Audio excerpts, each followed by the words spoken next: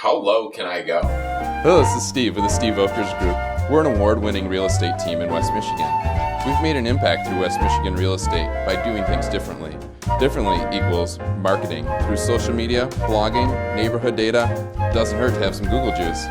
We're a fun group of people that look forward to educating our clients and helping them succeed. So, lately, or always, we get asked as realtors, how low of an offer can I make on this house? Let's say the house is worth $200,000, but it's been on the market for 4 days. Can I make an offer 20 grand less? Or only 2 grand less? Will it offend somebody if I make a lower offer or not? That's a hard question to answer because each home is different. We've talked about that a little bit in these episodes because value is different. So one home could be overpriced by 20 to 50 grand, and it's okay to write an offer that low. But other homes might be right at the price. So there's a lot of determining factors that we'd want to figure out. 1, how long has the house been on the market? 2, what other homes around it have sold recently, and what did they sell for? And 3, honestly, how much do you love the house? Is it worth writing a low offer and not getting the house? Just depends on the value of the home and what your usage of that home is going to be. So when we start looking at making an offer on a piece of property, we do a little research of figuring out what other homes around the area have sold for, meaning comps, which we've talked about. But once we have that understanding, then we're also going to figure out, are there any other offers coming in? How long, again, has it been on the market? And what is the usage of it?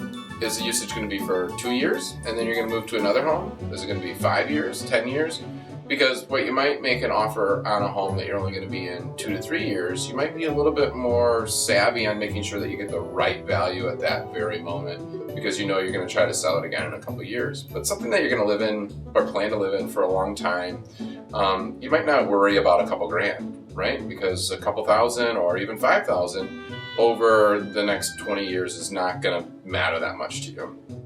Also, with interest rates being so low, the value or that couple $1,000s doesn't really make the monthly payment adjust that much. So even though you want to get it at a set value that makes complete sense to you, we back up and say, what is it worth on a monthly basis for you? And is there any other homes that you would prefer to buy over this one? It's a real fine balancing act to figure out what the value is of the actual home and what your usage is going to be to make sure that we're making the right offer. We're not going to offend a seller if we're making an offer that is equal to the market. Well, maybe we will, but that's their problem because they overpriced the home if we're making a low offer. Here's a word from our sponsor this week. Habitat for Humanity of Kent County provides home ownership for those that just sometimes can't qualify for a standard mortgage like we work with.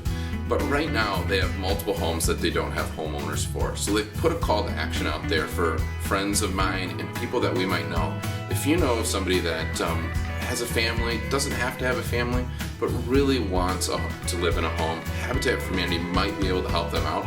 They're asking for us to refer them people that you know that might be looking for home ownership. It's a great program. I've been involved, and so should you. What we've learned today is making an offer. How low was too low? So either way, you can make a low offer. You might offend them, but my deal is just making sure that we are writing an offer that's equal to the value of the home. Not just to write it for writing's sake. We want to make sure that the offer that we're doing has some merit on other homes that have sold in the area or the values of where they think they are heading. Thanks so much for watching this episode. We'd love to hear from you. Contact us and connect with us on Facebook at the Steve Volkers Group. We also need your questions. Are you wondering about real estate, West Michigan, or in general? What should you do with your home? What should you do with your condo? And should you sell or buy? We'd love to be the ones that help answer those questions for you. More episodes to come. Look forward to talking to you.